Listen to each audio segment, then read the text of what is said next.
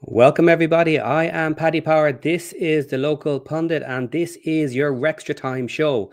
Our match with Leyton Orient has ended.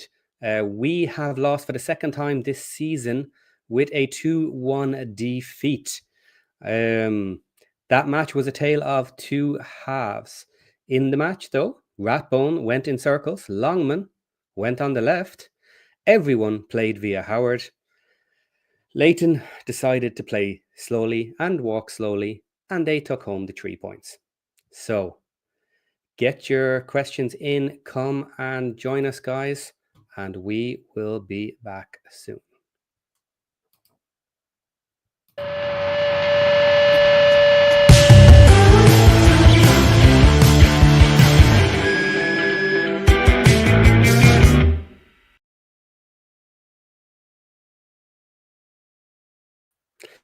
Okay, everybody, we are here, we are done, and we have lost.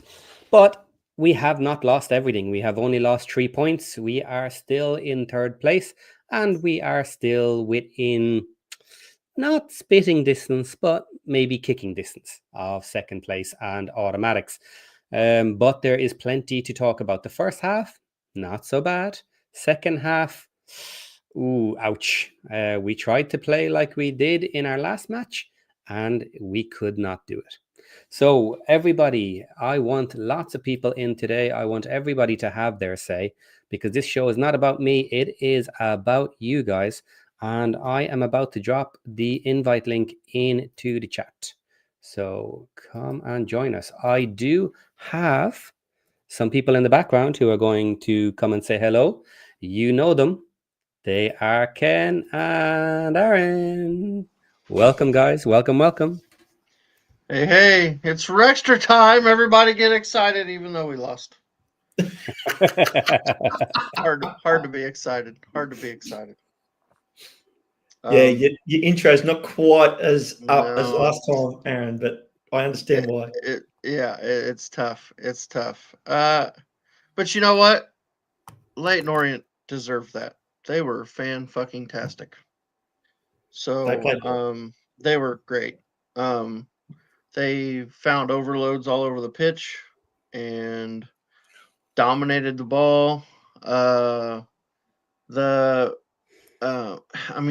was a tough watch, just because you could tell we didn't know what to do with them at times. You know what I mean? We weren't sure how to attack them. The best thing we could do was just hoof it down the pitch and let Smith try to run onto it. It was definitely a frustrating watch. We definitely weren't at our best. First half wasn't bad. Ollie Rathbone looked great. Yeah. He was all over the place.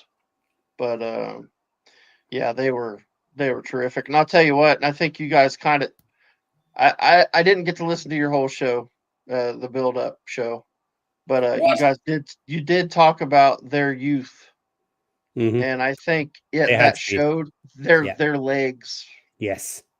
They pressed us the whole game. They were incredible. They played incredible. Mm-hmm.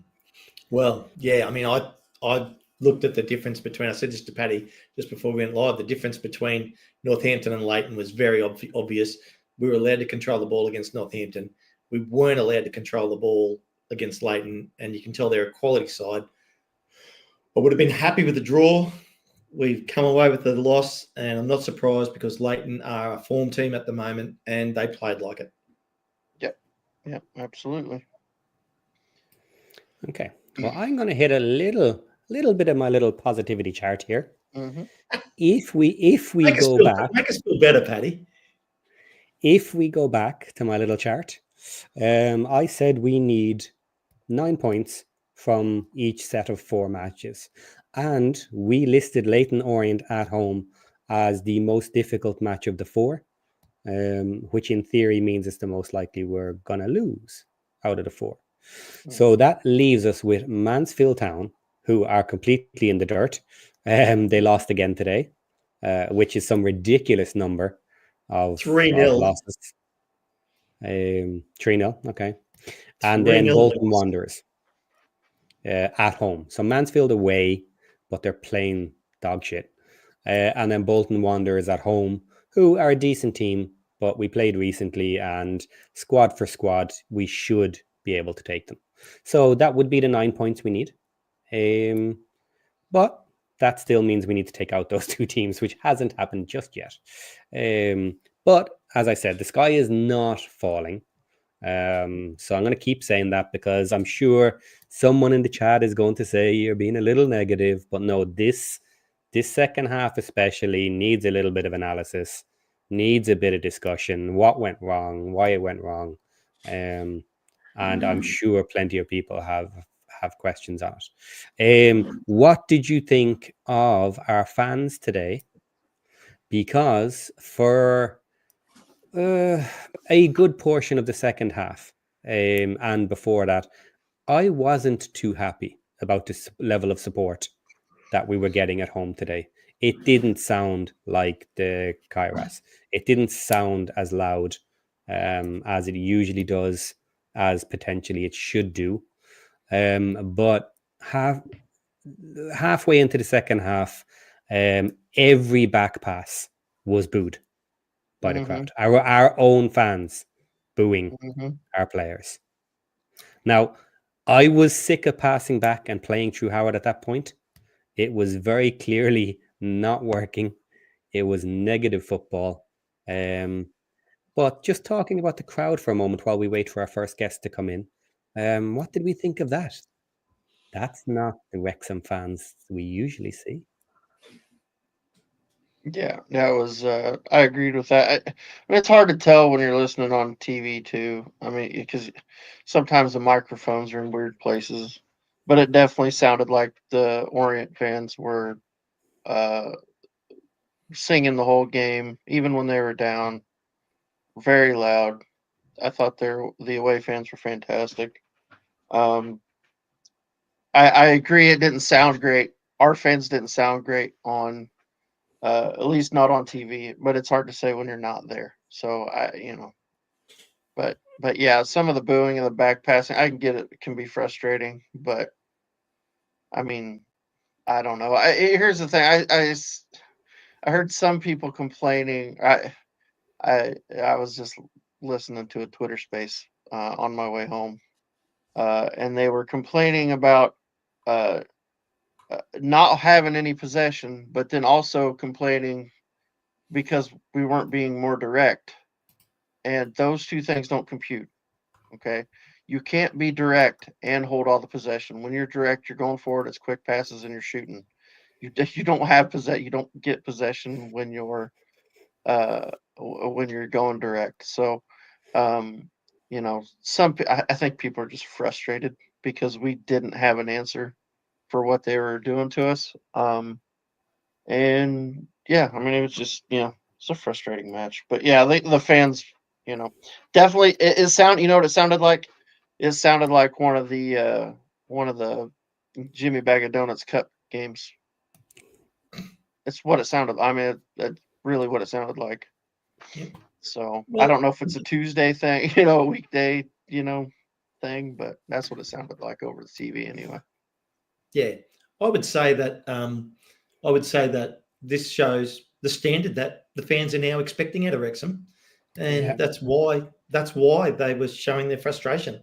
Mm-hmm. So I think that's just the reality of, come on guys, let's go. We very rarely lose at home, so to lose at home, that's the response you're going to get from the fans. Mm-hmm.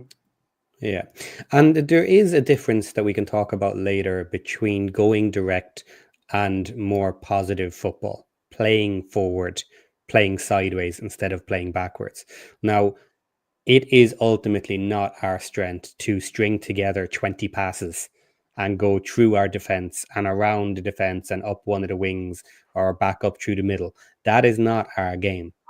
So doing it again and again and again and inviting the press to come chase it is not our football. So we need to learn to cop on about that. That's just not it. We had opportunities to certainly play sideways across to the other wing, or to take maybe a difficult pass, but a difficult pass forward that they Mhm. could try and get someone onto the end of, which would be in a much better position.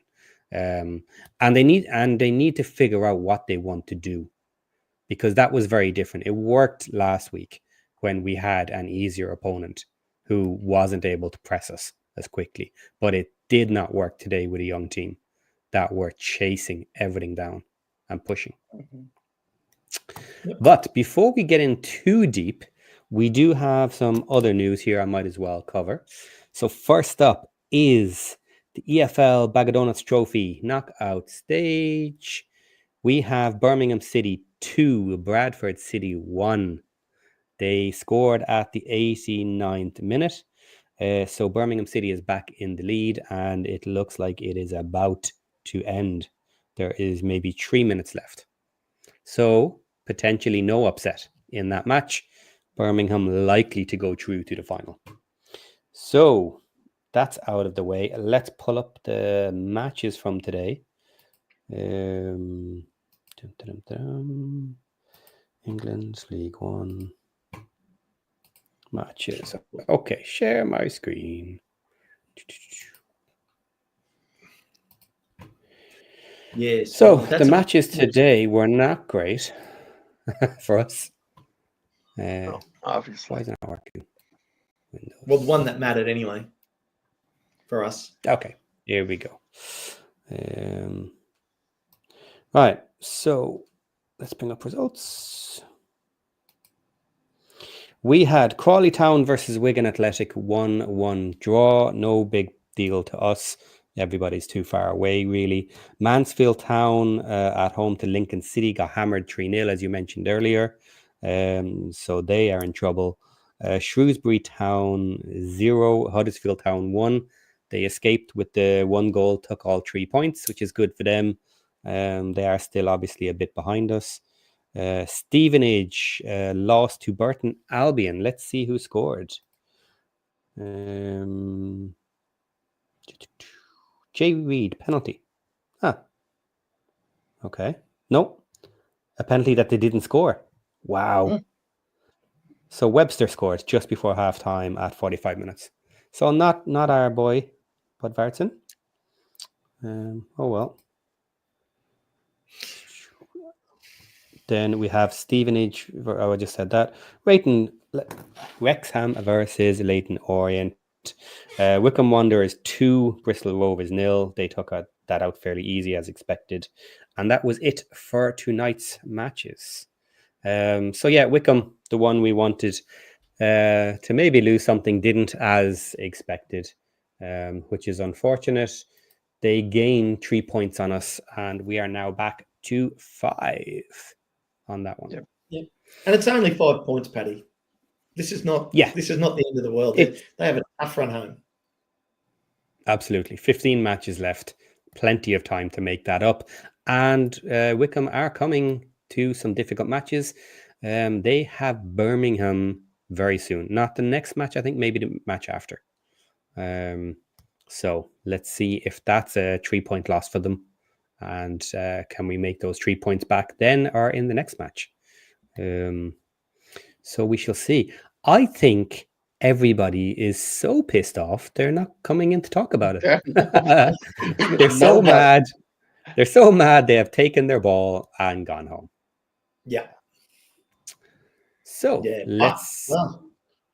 I mean, there's 3 of us here, so they're going to get us talking then. There's plenty of people watching. We got plenty of people in watching.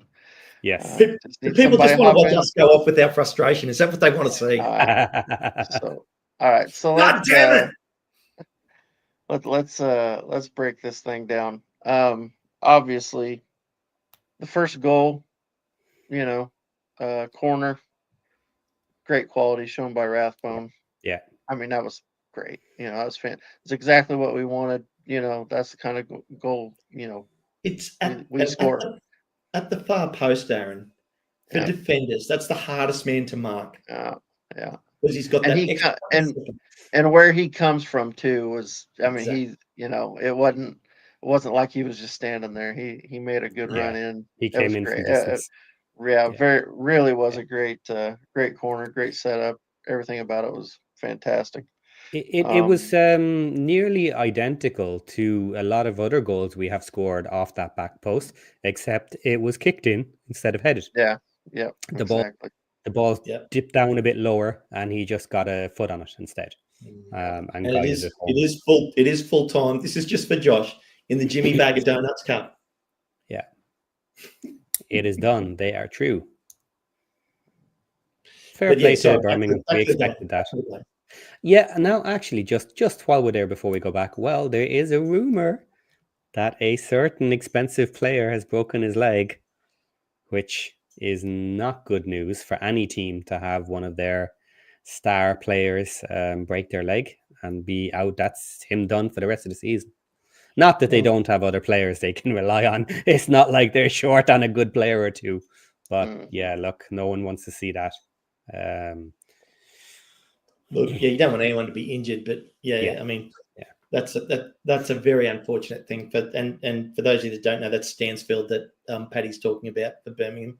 They know. Well, not everybody, mate. Not everybody, Paddy. I'd say 109 of the 110 people in here watching right now who are about to like and subscribe do know. All right. We have a guest, people. All right. Bruce, we see you in the background. Quick thumbs up there if you're ready. You ready to come in? Good to go. Here we go. Welcome to the stage, Bruce McFarlane. Bruce, how we doing? Oh, well, I'm doing fine. I'm doing okay, but I don't know. We had a situation of Leyton Orient playing chess and Wrexham playing checkers.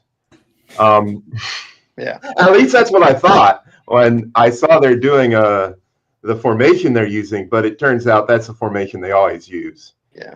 But yeah, no. It's not a good thing to go up against for the way that they've been using the 3-5-2. It lets them choke out the service from the wings, and it's just I was getting perhaps a little frustrated with people getting frustrated with how fast substitutions were happening when it's like yeah, that's going to make throw all the people you want into this formation. They're just going to be just as frustrated as the people that are out there now. Leyton was working their system really, really hard, and Wrexham was pushing the ball back because they had no place to go ahead. So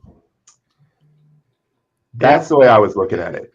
Yep, I agree, Bruce. I agree with you. Is this your? By the way, is this your debut? Is this your first time on? This is the first time I've been here. I can't say that I don't have my headphones because I was watching the game from my office. There you go. There you go. Well, welcome in, Bruce. Yes, we're glad. We see all the time. Bruce is all the time in the Discord, and he's posting all the time. Does some great stuff on there. So if you're not in the Discord, get in there, Patty. If you can drop that link. I don't know if you already have or not. Yeah, I will do. But yeah, get in the Discord and see some of that stuff because Bruce does some great stuff there.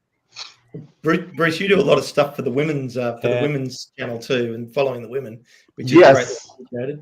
And I was happy that there was a warm up today for the really big show tomorrow when the semi-final for the Welsh Women's Cup drops. So nice, I love it. There you go. Do we do an origin story for Bruce if it's his debut? Oh, I'm just a plastic fan. I watched the documentary. I started watching the documentary to pass the time, and far too many days ended up going to sleep far later than I should have done, and then started looking at podcasts of what else happened during that year, and then started following the team. And somewhere along the lines of looking up podcasts, ran across the local pundit. So this is this is a step up from when I used to watch the semi-pro football in Australia, but I'm enjoying it. Awesome. That's great. Bruce, sorry, are you able to aim your camera down just a little bit because some of our graphics No, are blocking? it's No problem. it's perched on top of the monitor, and Okay. it'll fall That's off fine. if I mess it up too much. That's fine. Yeah, so let's get into some talking points then. Pick a talking point. You can start us off. What do you want to discuss first? Should Wrexham be working on using some of its other formations it has in its bag of tricks? And I don't know if that other formations is plural. I think it's a 4-4-2 diamond. But should they be pulling that out when they are frustrated with this kind of attack? Well, it's funny you said that because we did tonight go to that, but I think it cost us in the end. Because when they went down to 10, they adjusted their formation, and because we had already gone into the diamond, I think it actually gave them overloads. they were able to overload our back because we weren't in a 3-5-2 anymore. So yeah, I know what you mean, but yeah, it definitely was. Honestly, though, even before the red card, I don't think it had changed anything. It just wasn't, and I don't think it was that I don't think the formation necessarily was the problem. They were just beating us to everything. They were beating us to all the second balls, especially in the second half. In the first half, it wasn't as bad. The second half was a lot worse. And like I said earlier, I think it was just their youth. I think they were just able to. Their stamina was just much better. They didn't look tired. We looked tired and leggy towards the end of the match, and maybe that's playing an unchanged 11 in 2 games that close together. You know what I mean? Maybe, I don't know. You know what I mean? That's kind of an excuse, but we've got a lot of play. McLean's not a spring chicken. Rodriguez, he's got some age on him. We've got quite a few players that got quite a bit of age, and a lot of their players were under 25, most of them. So I wonder if that had something to do with it.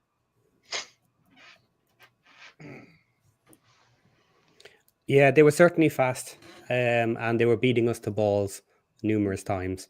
We could have lost a couple of more goals because of that.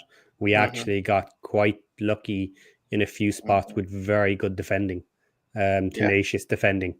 O'Connell as well got caught a few times in sprints. Wasn't the first one back to the ball, but managed to catch up and do enough to stop the shots going on target. He did pretty well today in general. Paddy, I did the obviously game day build up with you, and I was in at half time. I'm going to make a bit of space because I reckon we're going to get more people in today. And I know we've got someone in the background. So I'll jump out. You guys carry on. I want to hear. I'm going to listen in. I can't wait to hear everything everybody's got to say. So have a good one, guys. Okay. Thanks, Ken. Take care. Carol, I see you there. Are you ready to come in and join us? Thumbs up. You good? Yep. There we go. Welcome. How are you? Well, I'm here. Okay. I think that's exactly how we all feel. I would say salty, but trying to keep it positive. Yeah, definitely. It's not the end of the world. It's still February. We were in a much worse place, I think, last season in February. Yeah, absolutely. But it will be an absolute shame if we don't learn from this. If there aren't changes that come on the back of this, and I think so it's a kind of wait and see situation for me. We have plenty of depth. This could have gone differently, but we'll see what Parky does. Will the institute changes? Will it not? I don't have the answer to that. There's no use worrying about it. So, because I can't control it. So, what did you guys think? It's something that we've all talked about. since we've signed him, since we've talked about signing him, something finally happened today that we'd all been asking for. Longman came on the left. What did Yep. you guys think of that? Bruce, you go first. What do you think, Bruce? Well, as far as I could see, it went okay compared to how everything else was going. He was able to create some forward movement, and we got a few half chances in the box as a result. Most of them in scrambles, but that's better than nothing. Yeah, absolutely. Wait, what'd you think of it, Carol? Yeah, I think that he made an immediate impact, right? Mm-hmm. I think with when you have that kind of quality, it really doesn't matter where you play. Like you're just going to make a difference. Yeah. It's his natural side. I'd like to see more of it. I'd like to see more in an environment that isn't this frenetic and toxic, quite frankly. You know what I mean? Yeah. He came on at a really bad time to kind of show his prowess on that side. He did what he could, but it just kind of is what it is. We begged for Barney and Longman on at the same time. Yeah. For forever. We got it, but we didn't get it under the best circumstances. So I think Longman is just a class player, full stop. But regarding should he play on the left, I don't know. I don't feel I have the headspace to answer that question responsibly right now. If that makes sense. Okay. I think he definitely made a very good argument for himself to start in that position. Mm-hmm. Yeah. I'll tell you what else I thought was really impressive. As good as he looks on the right and he delivers the ball with his right foot, he made some deliveries today with his left foot that were just as good. Not only that, his curlers with his right foot when he cuts in from the left are absolutely like Elliott Lee 2 years ago quality. Like they are nasty, and he does it a lot. So there was two things I wanted answered about Longman being on the left hand side from everything I had heard about him. Is if he's on the left hand side there, he is going to cut into his right, and he is going to be an attacking threat immediately, taking shots off his right hand side. He did that almost immediately. First touch of the ball, he cut inside, and he was looking for the pass or looking for the shot on goal. So that was one thing. Yeah, that's exactly what I expected him to be doing when he's out on the left.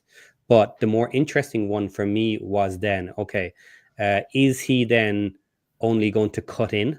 Is that going to be his style if he's out on the left? And then later in the match, he went up along the sideline and he put in a wicked cross with his left foot. Absolutely straight into the danger area, just like he did out on the right-hand side. Yep. And looking at both those two elements, I think he at least did them as well, potentially even better on that left-hand side. So just from those few minutes of the attacking that he can offer on that left side, and I believe he'll be faster as well and have a bit more skill now at this point versus Macca. Yeah, I think we want him on the left and Barney on the right. And Longman can switch back on the right-hand side if you want to take Barney off, and you can put Macca on. So both are covered with that. Yeah. So I have a kind of follow-up to that, if it's all right. I think you made a lot of really excellent points, and I wonder if I think it's been coming for a while. We've all talked about it, that Macca probably needs to be a bench player. And I think Macca coming off the bench would be really terrifying for most teams. And so, I also wondered, my question to you guys is, do you think that Longman starting on the left would kind of ease Barney's mind a little bit and kind of get the pressure off him? And I'm being totally serious. Yeah. No, without absolutely. That, existential threat hanging over his head. Yeah. And you're exactly right. When we bring in subs, you could bring in Macca and then just switch Longman over. Switch Longman over if you wanted, hopefully what the dream is to have two really dangerous you know, Two Barneys. yeah, two Barneys, exactly. And then, you know, that'll free up the middle, and then everything kind of opens up, right? If they don't know where we're going to go, it becomes harder to play us. And right now, we're far too predictable. Okay. Now, Dave hit on a perfect point here to add before we forget, is Longman was good when he came on, except for in defence. When he somehow found himself at right back, he let the player past him. Now, that just asked the question about his defensive capabilities, because he is a winger. He hasn't played wing back in a long time. So the question is, if he does have some defensive flaws, because that's what Maka maybe doesn't have, is his defensive duties are very solid. Is that going to form a weakness that Parky doesn't want, or that the team can't handle? We can't answer that yet because he just wasn't on long enough. But from the attacks we saw, I think it warrants playing him from the start to see. Mm-hmm. It is just my opinion on that one. Yeah, it's worth a try. It's worth a try, I think. Here's another topic I wanted to get to tonight. What did you guys think of Howard today? Go ahead, Bruce. Go ahead, Bruce. I'm going to pass on that. Okay. Yeah. It's all right. That's okay. You're allowed. Well, I mean, what can you say? The goalkeeping could have been worse, and the some of the distribution was good. Some of the distribution wasn't as good as the last game out. Mm-hmm. That's yeah. What's your thoughts, Carol? Yeah, I think Bruce kind of hit the nail on the head. It's and then also harkening back to something that Patty mentioned earlier is that I think it was maybe a couple of days ago in another broadcast, is that Chomp is the guy right now, or maybe it was Josh, but I can't. I think Howard's going to be the guy until he makes the mistake. And today was probably that day of maybe Howard's not the guy. The first goal, the defense was absolutely dreadful. I thought Howard was good for the most part. I think his performance is indicative of the performance of the whole team. They all seem frustrated. They all, tried too hard. They all just kind of gave up. And, he's no different in that. But, his distribution wasn't what it normally is. But I think the environment was anomalous.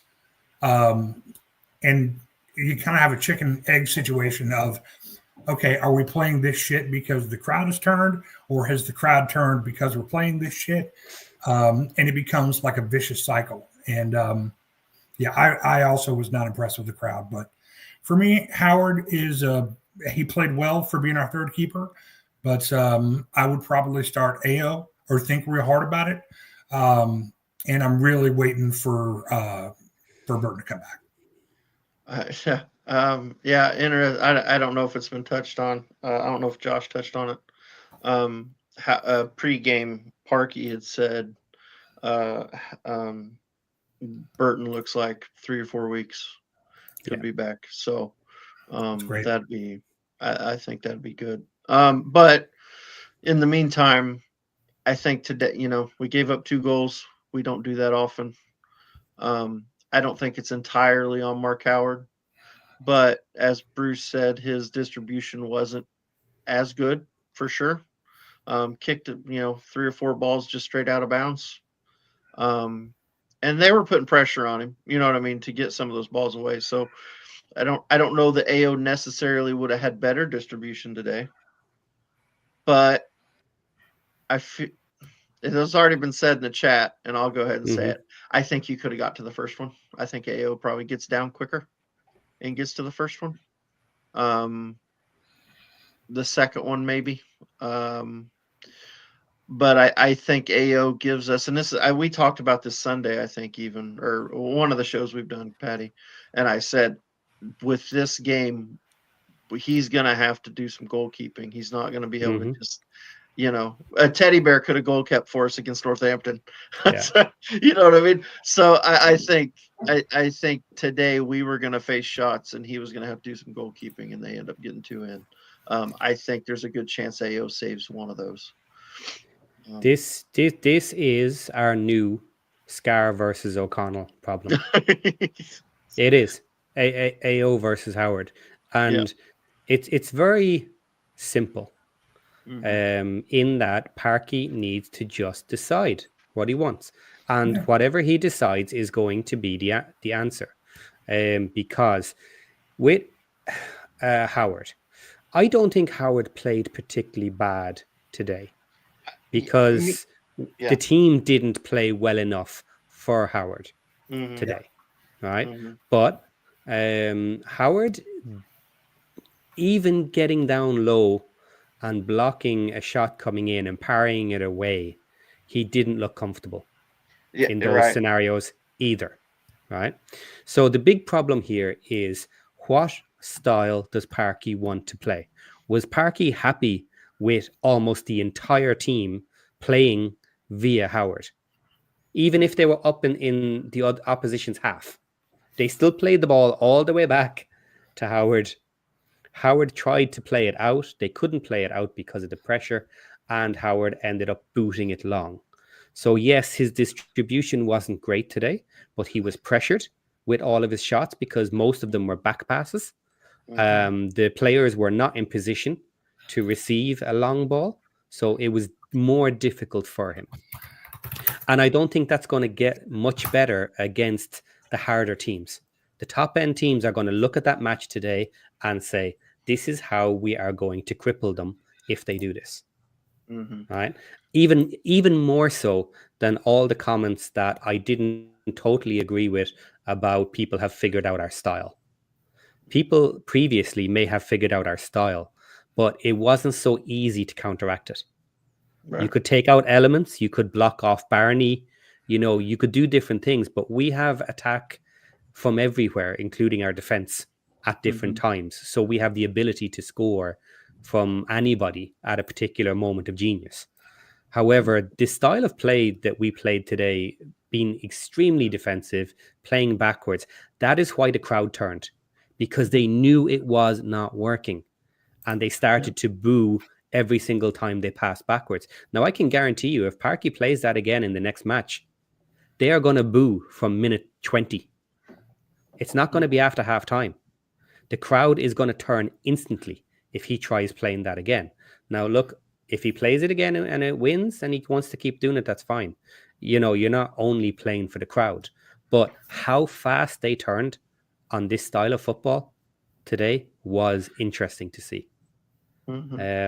So if we're not going to play that style of football, if he is not happy with it and he's telling the guys you're not playing forward enough, then we don't need Howard in goal. We need AO in goal. Maybe AO has learned something from the ideas and the style of distribution he wants him to do. But look, we have to figure it out. We need the shot stoppers, because here's the point that you put up was from Michael. I like Chomp. I feel when he plays, it's unlikely we will get a clean sheet, and then we need to score 2 goals every match, where with AO, 1 might do the job. And we are not fluidly scoring every match, and we're certainly not fluidly scoring 2/3 goals on the regular. So I agree with that, actually, quite a bit. I actually saw a stat today, which was kind of surprising. There's only 3 teams left in the 92 that have scored in every game, and we just happen to be one of them somehow. We've scored in every single game, which is wild. It's us, Birmingham, and Man City are the only teams that have scored in every single game this season. Which is weird, because you don't think of us as a very offensive team, but somehow we managed to score in every game. But yeah, I'm with you. So let's do this. Bruce, I'm putting you on the spot. Who starts in goal on Sunday? Who should start in goal on Sunday, or who will start in goal on Sunday? Who would you start in goal on Sunday? I'd put AO in goal on Sunday. Yeah. I mean, but I would have put AO in goal today. Me too. The only possibility that would put me on the fence would be if Burton's come back, and AO has had some shockers, but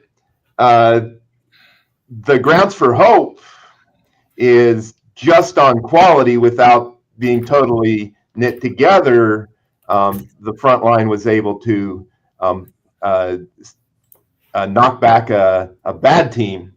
So hopefully if they get working together, they may be able to put the back lines of better teams more on the back foot and let Wrexham play further forward than they did today. Mm-hmm. Well, and if they do, then that's what we need is AO in the back in case somebody slips through with a miracle save. Yeah. What about you, Carol? What's your thoughts? Who starts Sunday?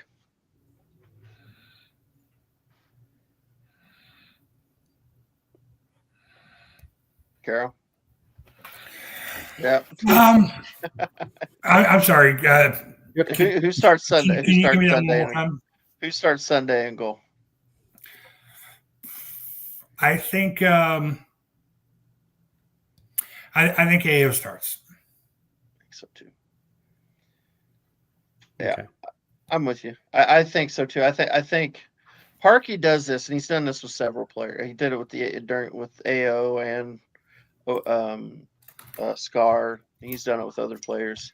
He'll give them a little run, and then whenever there's not even necessarily a bad performance, but a bad result, he'll use that as an excuse to get the other guy back in. And so I wouldn't surprise me that he uses tonight as a chance to chance to get things, going right, chance to get in there and get playing. So what's our next topic? What do we got? Next, I threw it up there. Following on from what was just mentioned, Smith is getting no proper service apart from long balls that are sometimes overhit. Take care, Carol. See you next time. Thanks for coming.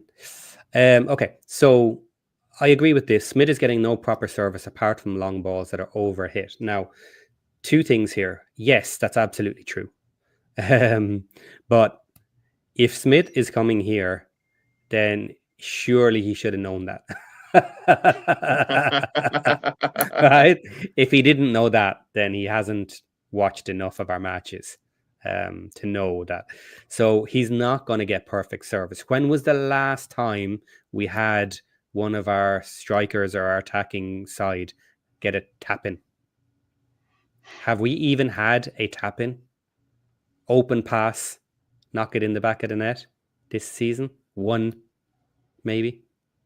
I can't even recall one. So, they're not getting service. Now, the thing is, he did get opportunities, and he is still showing that potentially he is good enough to work with our style of play, because he did have he had plenty of opportunities for us, for our style of play, compared to what you might expect. He got on the end of him. A lot of it might have been his own work, but he's good enough to do it. And that's why you buy someone like that in, because you want them to work with our system. And he seems like he can. He could have knocked in one or two tonight. Could have been a completely different game had they just gone in, and that's the way of it. You can't always get everything in, especially with our style of play. We make it hard for our strikers and our attackers. So the new topic is basically our two boys up the front. How do we think they played? Go ahead, well, Bruce. I was happier with Smith than most of the other players on the field. So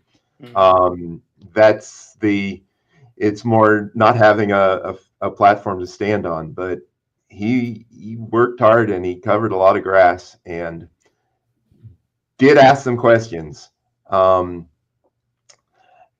I'm wondering whether J-Rod needs to link up better with some of the other players in order to really get going. But that's something that we're going to have to see in time. I don't know that they work together very well yet, but that they've only been together for a couple of weeks, so that's not all that surprising. Right. Yep, absolutely. Yeah, I think J-Rod is doing. We covered this last time, I think, a little bit as well. He is linking well in general with other players as well.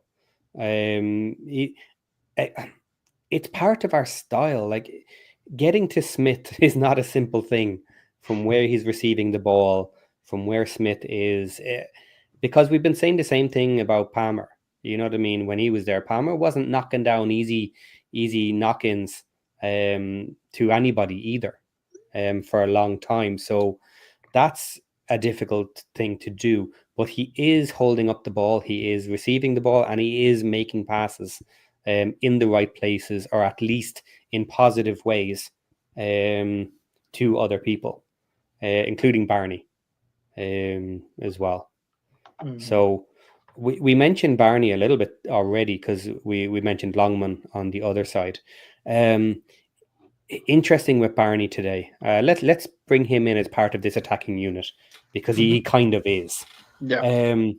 We complained about Barney, or at least I did, saying he was maybe being a little bit too greedy in some spots previously, that he was potentially feeling the pressure of Longman. Tonight, he took one shot from his left leg, booted it miles up into the stands, completely off target. And then later, when he had the opportunity again, he tried to pass it off. Instead of being greedy, he was in a perfect opportunity and he wasted the opportunity. So decision making, I think now is hampering Barney a little bit. But yeah, how do you guys see our full attacking unit? I don't think we're going to get fluid football to the strikers. They're going to have to do it a little bit themselves. No, and I see signs of it. Yeah, that's how it's always been for us. We're gonna have to win second balls. Our strikers are gonna have to win second balls. That's what Mullen was so good at. He'd find a ball. You know what I mean? He'd find a ball somewhere and make something out of nothing. I have no doubt that Smith is going to do that. He's going to make something out of nothing more often than not. He had what did he have? He had a couple shots. He had one definitely on goal, went straight to the keeper. But yeah, Smith looks dangerous. Rodriguez, I think he's still trying to figure his role out. Yeah. He's a quality player. I think he's just trying to figure out what he needs to do to make the team better. You know what I mean? And you can see that he's trying to bring players in. I do think sometimes he's a step ahead of some of the other players. I think you see that we see that when Fletcher comes in too sometimes. Yeah. He'll be thinking ahead, and the player, Barney or whoever will be just a little off. Yeah, they'll be a little off, and they won't quite, just not quite in sync. But he definitely looks good. I'll tell you what about J-Rod too. His legs have held up really good. He's not a guy. He's fat. He's faster. Moves better. So much better than Palmer. Okay, he gives us a lot more in that. In that role. His heading may not be as good though. I'm not convinced by his heading yet. I haven't seen anything with his head that made me think, "Oh, that looked good." Whereas when Fletcher comes on, he can he can do magical things with his head. So, and I'll tell you what, he had a chance there towards the end. Cross came in. I think it might have been Barney put one in, and Fletcher come in with a diving header, and their center back got back to it just in time. Made a really great block, or block with his head. But yeah, that was it's definitely, we had our chances in the game. It's tough. I know it was frustrating at points, but we did have our chances. Like, we had chances. If you look, let's bring up the game stats, because it's not, it wasn't as one-sided as what you think. I mean, obviously the possession is, but when you look at the actual chances, they weren't. Let me see. Here we go. So actually, we had the better XG. I knew you were going to say that. We had 19 shots on target, or 19 shots to their 11. We had 4 shots on target. They had 5. We had 1 big chance. They had 1 big chance. And then, our passing percentages were lower, but that was because we hoofed the ball. So, you know what I mean? We were doing a lot of hoof ball. They committed more fouls. Stop there for one second, please. Right. This interesting question, or point here, only 60% passing accuracy this match is not good. Now, 2 points here. You said that passing accuracy was poor this match because of all the hoofball. Okay, yep. Fair, valid point. However, we had 1,000,001 passes backwards and to Howard, and we're playing in amongst ourselves completely differently than we normally do. Okay, right? But actually, I don't think, I disagree that we don't always do that. I think we always, to this extent? We do play. To this extent? Maybe, okay, but I think you're overplaying it. I really do. Okay. I think because of the booing and because we needed to get forward and you felt like we needed to get forward and it was frustrating when we'd go back, it feels like, oh, there's so many, but really you're talking about 2 passes. 1 pass back to a center back and maybe he kicks it back to Howard and then Howard's going forward again. We're not, it wasn't, and a lot of time when it was coming to Howard, he was kicking it all the way up the pitch. So you're talking about 2 passes. It's not like it was 5 or 6 passes at the back. That wasn't what we were doing. Sometimes. Now here's maybe on 3 occasions. I mean, okay, I would disagree. I don't think it was as bad as what people like to make it out to be. I think if you watched it back, you'd be like, okay, yeah, that's probably not. Okay, but you just said there it's at least 2 passes backwards before Howard boots it long. So that's 2 good passes before 1 bad one. So you're at 60% good passes there, just from that. Okay, that's before 3 passes, 4 passes around the middle before it goes back to Howard to get rid because they're pressuring us. But anyway, yeah, no, I'm not going to argue the point too much, but yeah, it's an interesting one. And same thing, and just with stats as well. It's same with our possession. Okay, we had more possession in this match. What did we do with it? Played it backwards. It's like it doesn't mean anything sometimes, these possession stats, if you're doing nothing with it. I agree. Okay. Anything else interesting in the stats there? Sorry for jumping in on you. No, you're good. I was just about done. That was nothing really. They committed more fouls. We had 3 offsides. We got 7 corners to their 5. So yeah, it wasn't. It just stats wise, when you look at it, it wasn't like, it felt like watching it, and Bruce, jump in anytime. It felt like we weren't creating anything. But then when and that's how sometimes when you see things, it's like, oh, we need to create something. We need to get a good chance. But then when you actually look at the stats, you're like, oh, wait, we kind of did. It just didn't feel that way because they were so good going forward. They always felt more threatening than us. Does that make sense? What's your thoughts on that, Bruce? Well, I mean, I know the FOTMOB numbers are misleading sometimes. Back of the envelope. But it was according to FOTMOB, some of their best play was in the center of their strike force, their main cam behind their sole striker. Their cam was an 8.6. He was FOTMOB player of the match, and our best players were mostly on the right side. Rathbone, McLean, and Brunt is what FOTMOB liked, in addition to Barney, which Again, I don't want to get into argument of whether Barney was laying an egg in that match. So FOTMOB is just back of the envelope. But they were stronger in the central spine, and they kind of split us in half, and we were two attacking units going at them from either side, connected by the goalkeeper, and that just wasn't working well enough. Yep. All right, so let's so you're talking about the spine. So let's talk about Matty James.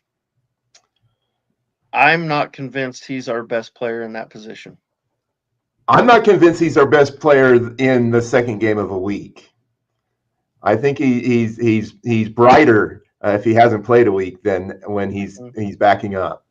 I'd rather see him on the bench when they're playing in alternate games. Mm-hmm. Yeah, I think that's a fair comment. I mean, he's another one. He's not young, he's not a young guy. So legs might be an issue with him too, second game in a week. What do you think, Patty? About James? Yeah, I'm pretty unsure about him too. He's very heavily defensive. He's good at what he does, but does he offer anything moving forward? He plays backwards. I'm still not convinced that he plays backwards too much. I think he is far too used to playing triangles. Yeah. And we don't play triangles. Every pass we did today was flat and straight. Yeah. It was either back, parallel to the sideline, or it was across the byline, straight over towards the other wing. Like, there was no triangles around the player. There's no comfort on the ball with our players today. Now, they were young, they were fast, they pressed us, we said all that. But if we're going to play this style of football, you need to be able to play it. If you can't play it, don't do it. Yeah. So you need to be able to do triangles in these scenarios. And Northampton did it to us the week before in around their own box. That's the one thing they could do. When we were pressing them in their own box, they were passing to each other 3 and 4 times until they got out into space. Yeah. But we don't do that anywhere on the pitch. And I'm it seems to me he's used to the higher level. He's used to doing that. So when he plays it backwards, he's expecting fast movement, tippy-tappy, 2 or 3 passes, and he expects it back, and it never comes back to him. And it only goes 2 more passes before someone boots it. Somebody boots it. It's exactly right. Yep. Yeah, that's interesting. So, I mean, we've got 3 players that we would consider in that position, and there you go. So it's James, Dobson, or George Evans. George Evans coming off injury looked pretty damn good in that last cup game. Now, got to remember, it is a cup. It is the Jimmy Bag of Donuts Cup or trophy, whatever. Yeah. So, I mean, is that the same, is he playing at the same level? Now, I would argue that, Bolton put out a pretty strong team. So, maybe it is. Do you think there's a chance we get George Evans on Sunday? No. Okay. I think we should. Fair. I think maybe we should. The one thing I think Evans does better than potentially James in this scenario, and Dobson as well, because he's just not that comfortable, is he is very comfortable holding the ball himself and then making an easy forward pass. Now, it might be sideways, but I mean forward in the point that we're getting somewhere.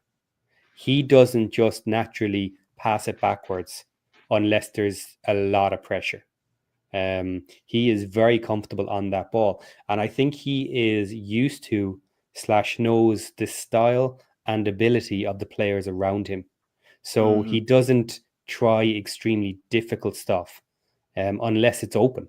He has made really difficult passes into space and people have run onto them. He's done some lovely stuff.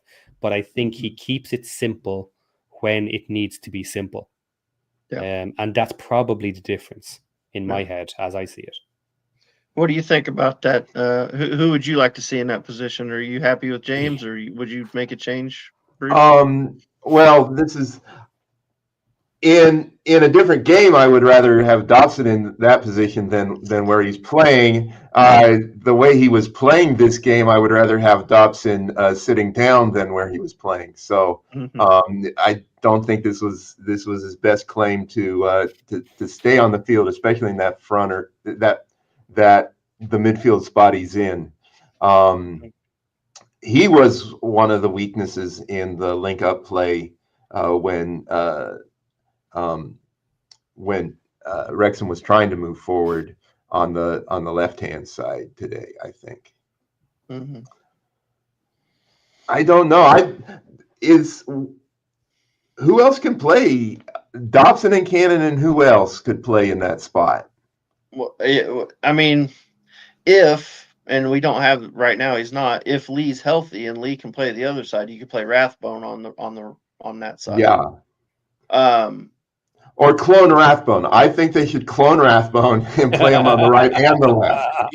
Matter of fact, while we're doing that, clone him again. We'll play him as the holder too. Yeah, that was a Rathbone midfield. Yeah, yes, I'd be completely happy with a Rathbone midfield. Okay.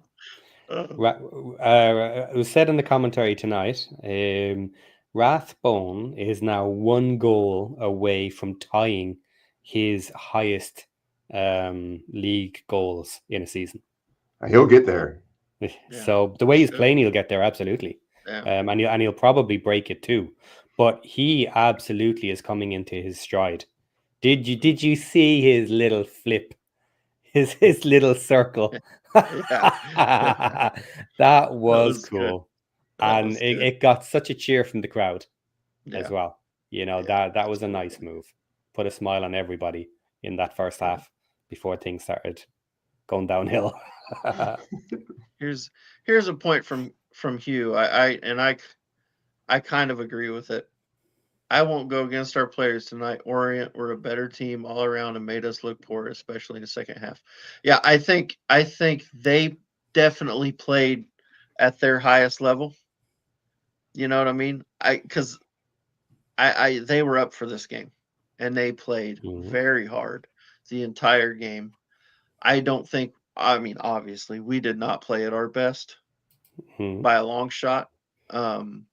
So I think there's something to that, but also, I mean, there were still you still expect better. You should never have a down game, but in real life, you do have down games. It just happens.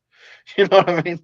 So, yeah, I get the point, Hugh. I get what you're saying, but also you can't have you got to react better sometimes. You know what I mean? We got to get a better reaction. I can't agree with this because the implication in what this comment says is that there is no way we could have won that match because they were simply better than us in all places, in all times. That's not strictly true either. Because the idea of taking on some more difficult forward passes is you saw the moments of magic that some of our players were capable of creating just by being in their half, just by being close to their third. You know, it made them nervous when our players had the ball in that area. They were not nervous chasing us backwards into our own half. They were nervous when we got anywhere near their goal. All the players did. They made mistakes from time to time. Some of them had a blinder of a match. Yes, they did great stuff, but they all had mistakes in them during that match today. So I think it's fair to look at them and criticize some elements of it. Now, we always talk about the individual players because they're the ones doing it. However, we don't know what they're told. We've mentioned that before, and we haven't mentioned Parky yet. And maybe this is a good time to switch to that because I've now brought him up. But we don't know exactly how the players are told to play. We don't know what strategies were put in place. But like Parky didn't look overly impressed with the play he was getting. No, So I don't think he was happy. yeah, I don't think he was happy about that. So what do we think about Parky and his kitchen sink approach again, giving us the same problems with loads of attack up front, no midfield to service it? We nearly got there. We did. The kitchen sink almost got us there, at least for the one. But yeah. How much I thought criticism does he deserve? it was. I mean, that's tough. It's tough. I mean, I would criticize the. It does. I mean, it does get frustrating when it doesn't seem like there's a. I mean, there is a plan B, but it's when it's the same plan B every time under every circumstance. You know what I mean? It doesn't seem like that we were prepared to do anything different to try to counteract the fact that they were taking advantage. They took advantage of our formation today. That is what happened. And you can with a 4-2-3-1 versus a 3-5-2. There are things you can do to take advantage of a 3-5-2 and you can create overloads on the wings, and you can create 2-on-1s and 3-on-2s in areas of the pitch, and they did that. They knew what they were doing, and I don't think we were prepared. Didn't look like the players were prepared properly to deal with those things that should be obvious. That okay, I mean they play. We knew, everybody knows they play a 4-2-3-1. Yeah. They do that, and so we should be prepared for that. Go ahead, Bruce. Yeah, it's not like when we sprang out a 3-5-1-1, and for one game it looked like it was a genius move because it caught the opposition team by surprise, because it's like several years that we haven't seen this, what's going on. But then it didn't turn out to be a long-term miracle. They should have known this was coming, and if there's no way to flex this system to cope with it, they're going to have to find an answer, because a team that has more tactical flexibility than Leyton, that has this in their arsenal, is going to trot it out in the playoffs if they're coming up against Wrexham. This looked like Superman comes up against his kryptonite today. Do you want to play Orient in the playoffs? What? Do you want to play Orient in the playoffs?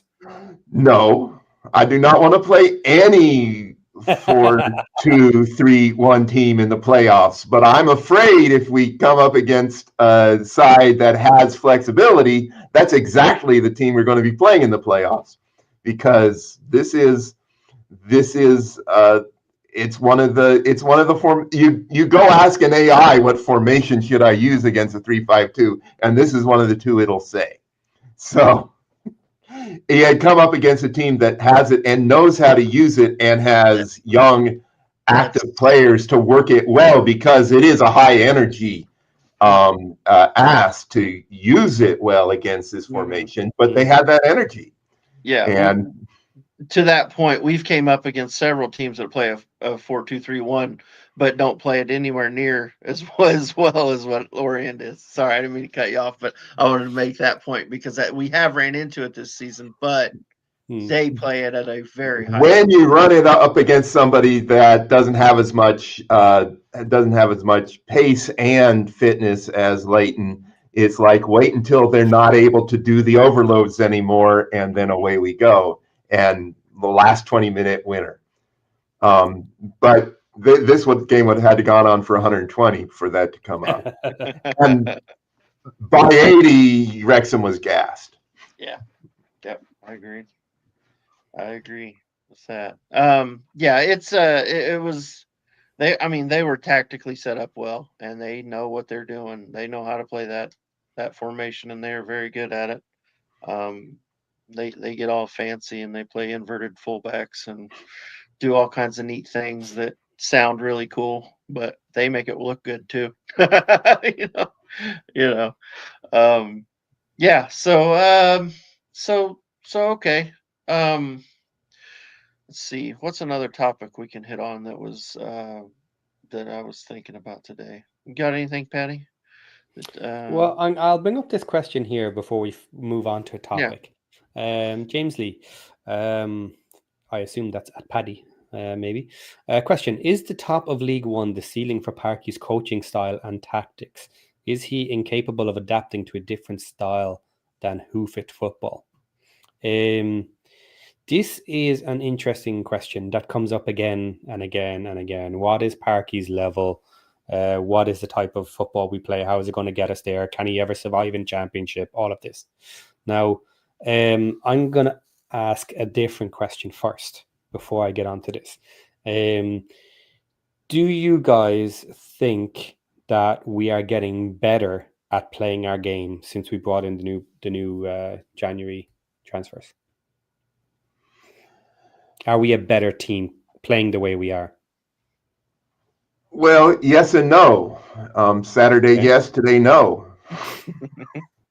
Okay. That's why I say it's too early to tell whether if J-Rod and Smith learn to not only link up well but play off each other well and ask different questions at the same time to put the opposition backline under pressure and let Wrexham get on the front foot more. I think that against a team this good, Wrexham can end up looking better, and that just takes time. I mean, there's no way to develop that except playing together, and playing together in games is far more important than playing together on the practice pitch. So,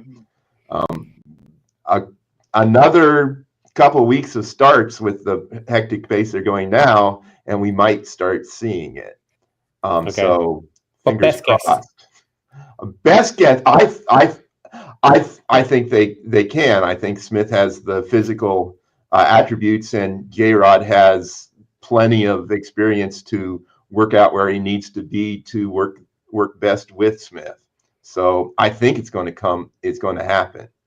And then what we saw on Saturday, I think, is going to show up even more, because that's the midfield has to be closer to the front line more of the game in order for the creative interplay to start showing up more than for a couple of glimmers during the game.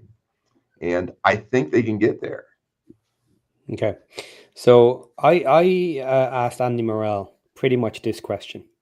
And I framed it in a slightly different way, which was, if we go up to the championship and continue to play this style of football, but just continually upgrade our players as we have done so, is there any reason that we can't continue to play this style? / how far will it take us? And he said, in theory, there is no reason it can't take us all the way to the Premiership. It is still used. It is still played by teams. Not as many. You have to be very good at it. You have to know what you're doing, and you have to have very good players in the key positions. So if anybody wants to see a championship team right now that is doing very good, play a 3-5-2. And they'll vary it a little occasionally. I have watched one game where they played like inverted the midfield and had two defensive mids and the one attacking mid, and so it was more like a 3-4-1-2, but it's all they did was inverted the midfield. But Coventry, if you watch Coventry, they play a 3-5-2, and against the big teams they play a very defensive 3-5-2.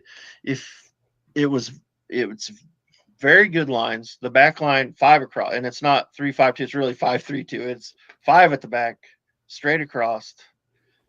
Good lines. They are very good defensively, and they hit teams on the counter. I watched them play. I can't remember which game it was. might have been Wednesday, Sheffield Wednesday. It was somebody else, but they were very strict in their 5-3-2, very defensive, but they hit 2 big counters, scored 2 goals, won the game 2-0. Right now, Coventry is they are 7th. They're 1 spot outside the playoffs, 1 point off of West Brom. So they're 1 point from the playoffs in the championship right now. So they're playing at a very high level in the championship, doing what we do. So it's doable. Now, there's other things that go into this, not just the formation. So people could say, is Parkey the right guy even in that formation? Is there other things that he needs to be able to adjust that maybe he's not at that level? That's a different argument, and I don't know. But his style of play can work in the championship. And if you don't believe that, you just get on TV, watch a commentary game. They do what we do. It's just a higher level. They have higher level players, obviously. They just got better players. And so they do what we do, just better. The passing's better, the quicker, and they've got fast players and very good strikers, and but it works. I mean, it's not that the style can't work at that level. Yeah, I suppose what's missing from our play and high level is that the fluidity of moving between the different formations with using the base as we have it. We don't see that enough. And it's certainly not as obvious as maybe it should be if you were doing it at high level.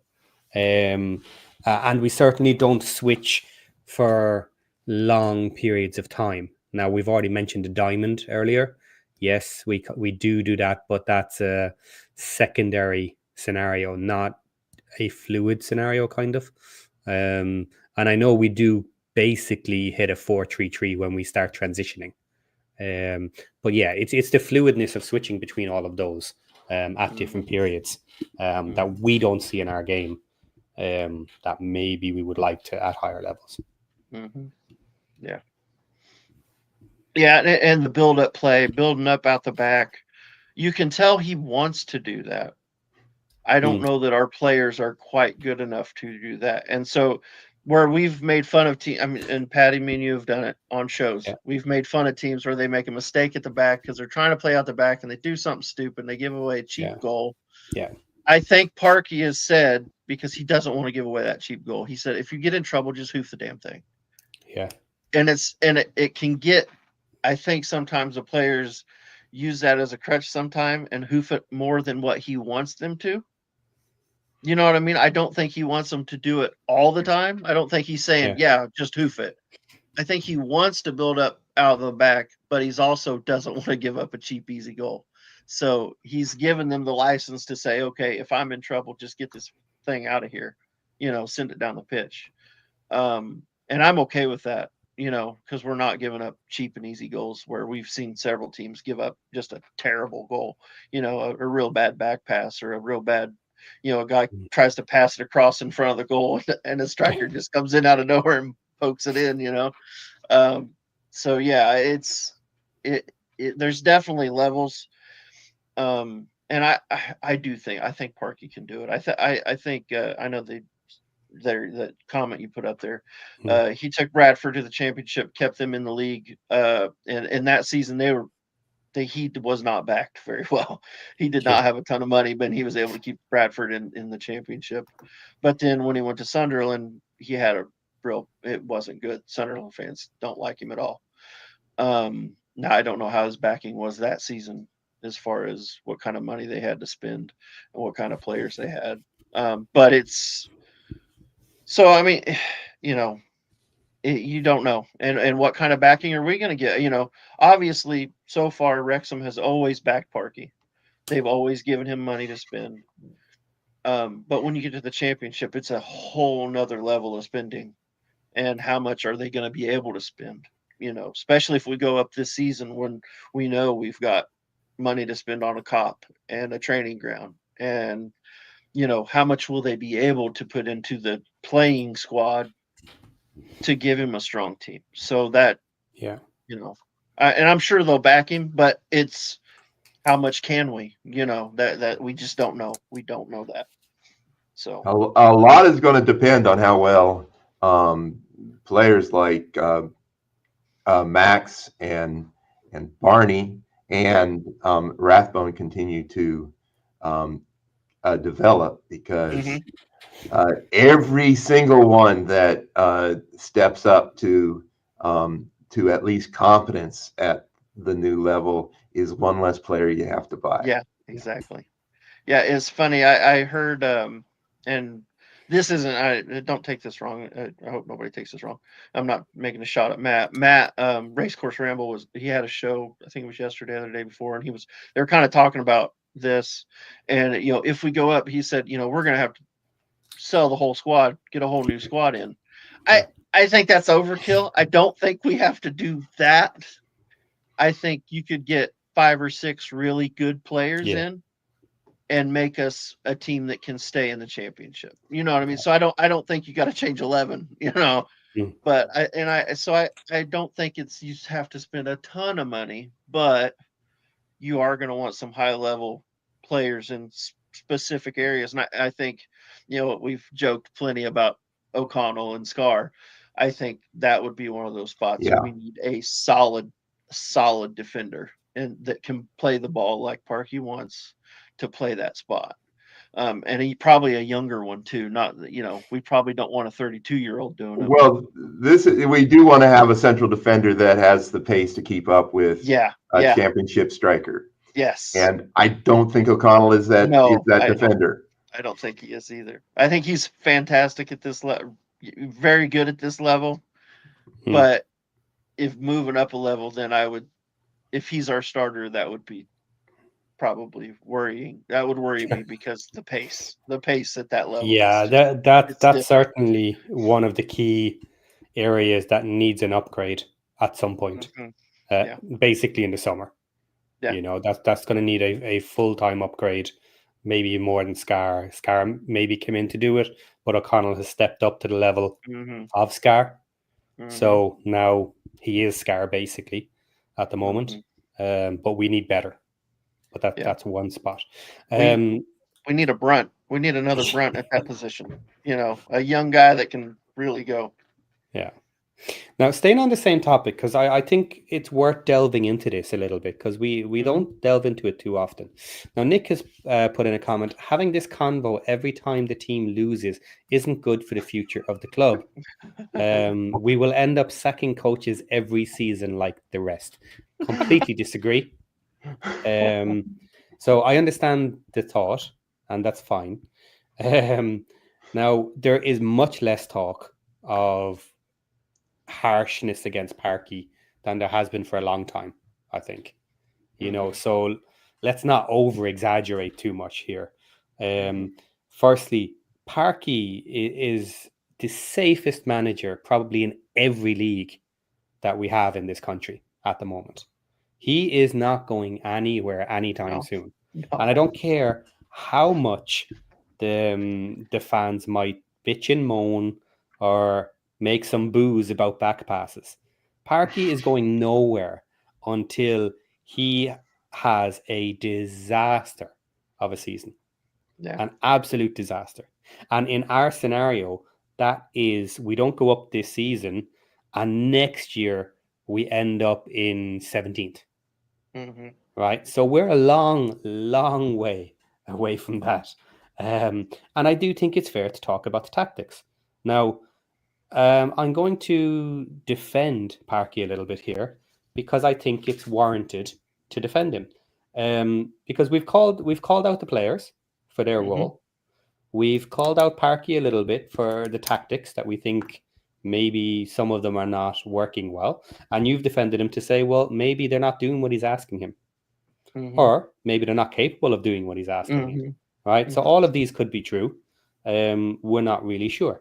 Now, something else that's also true that people maybe shouldn't forget is back-to-back doesn't give you a lot of time to build your squad over multiple seasons, because you don't get multiple seasons. You get one. You get a January transfer window, you get a summer transfer window. So I just asked the question, like, how far can Parky Ball take us? And how strong can we make the squad? And what if we had better players? Well, if we stay here next year, we then have more money to invest because we have another year of 30 plus million income, and we can be putting in another 5-8 million into the squad, and we can reduce key areas of the team. Instead of being 26 or 28, we can drop them down to 25, or we can buy in a new young wonder player at 22. So we will upgrade our team, and it will get better and better.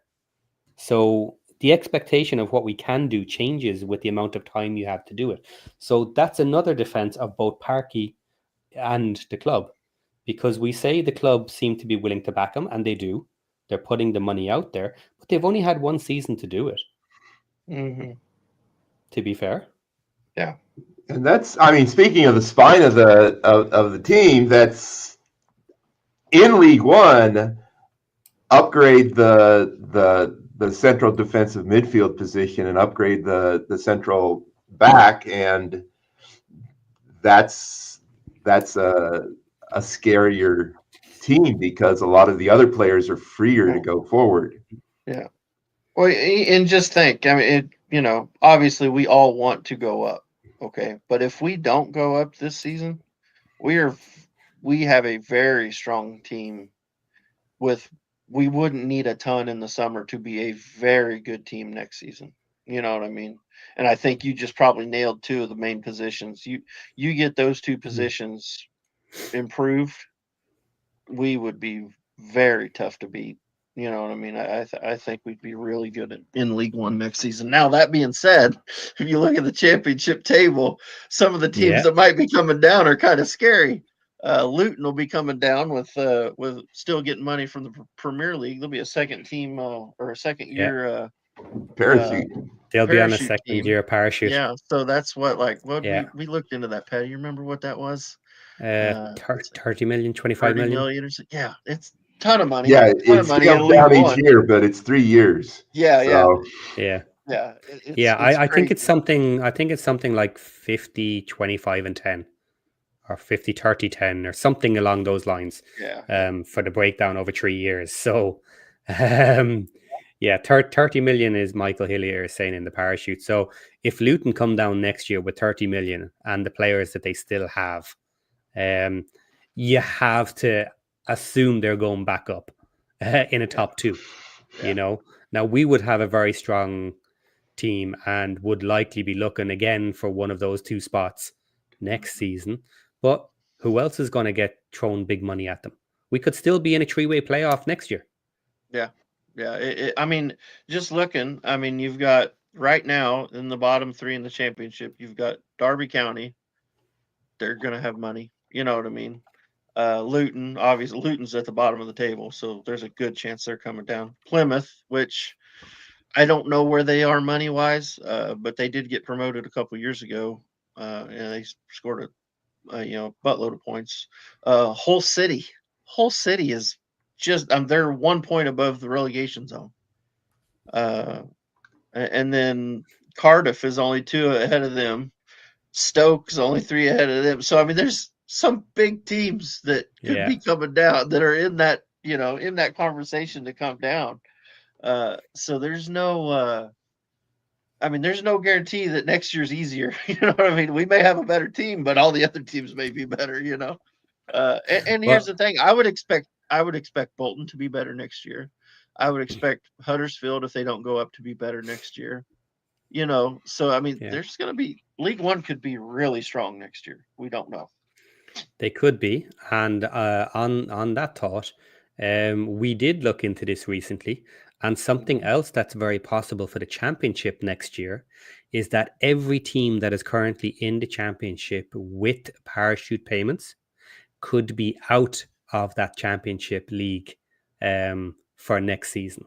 So Luton could come down to League One with their parachute payment, and everybody else on parachute payments could be gone back up to the Premiership. So basically, you would have the absolute minimum you can have in any season, which is the 3 new teams coming down from the Prem are on their first year payment. And that payment does depend on how many years you were in the Prem as well. And I think most of all of them coming down will be on a 1-year bounce in the Prem. So they'll be on the smallest payments that are possible as well. So this is the year you want to go up and hope everybody with parachute payments is gone, bar the 3 coming down. Yeah. Got any thoughts there, Bruce? No, that's a lovely economist observation, is all I can say. and look, that will then just make next year's championship even easier to go back to back to back to back. Yeah, exactly. Now I'm going to be skeptical. Well, or we could go back to my my thesis of the hidden promotion between the bottom ranks of the chip and the top ranks of the chip. Back to back to back, finishing in the mid-table, ready to press toward the top. That would also be a golden result. I agree. Yeah, if we could get up and then get around like 12th, 13th next season, that'd not be constantly within 1 and 2 points of the mud. That would be a golden first year in the championship. I mean, actually, my goal would be like, to me, top we could do is get into the championship and then finish ahead of Birmingham, so we can give John Merrill all kinds of shit. Give John Merrill all kinds of shit. That would be fantastic. I can make it better. I can make it better. I haven't be ahead of Birmingham on the league, and knock Birmingham out of the FA Cup. There you go. That'd be fun. Okay, guys. We've had real good fun today. Today was enjoyable, considering it was a loss. And on pretty much a bombshell of back to back to back to back. I think we're going to leave it there with an hour and a half done. Basically, a 45-minute 2-side. So we've done a full match today. I had fun. I hope everybody had fun.